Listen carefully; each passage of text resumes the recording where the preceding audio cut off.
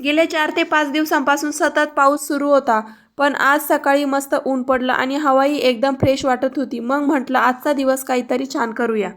सगळी घरची कामं पटपट आटोपली. शिवांशला खाऊ घातला आणि आम्ही निघालो एका छोट्याशा पण खास मिशनवर. आपल्या गॅलरीसाठी सुंदर झाडे आणायला. नर्सरीमध्ये गेल्यावर इतकी सुंदर आणि हिरवीगार झाडं पाहून कोणती घ्यावं हेच कळत नव्हतं. शेवटी काही रोपे सिलेक्ट केली आणि घरी घेऊन आलो.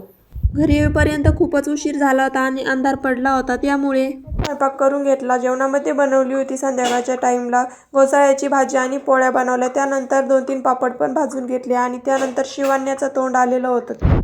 शिवान्याची ऑर्डर होती की माझ्यासाठी शेवयाचा भात बनव. मग तिच्यासाठी शेवयाचा भात बनवायला घेतला. एका कढईमध्ये थोडंसं साजूक तूप घालून त्यामध्ये थोड्याशा शेवया परतून घेतल्या. लालसर होईपर्यंत त्या भाजून घेतल्या आणि त्यामध्ये पाणी ॲड केलं. पाणीला उकळी आली की मग साखर टाकून थोडंसं दूध टाकून मस्तपैकी शेवया तयार झाला. चला, व्हिडिओ कसा वाटला नक्की सबस्क्राईब करायला विसरू नका. भेटूया नंतरच्या व्हिडिओमध्ये. तोपर्यंत बाय.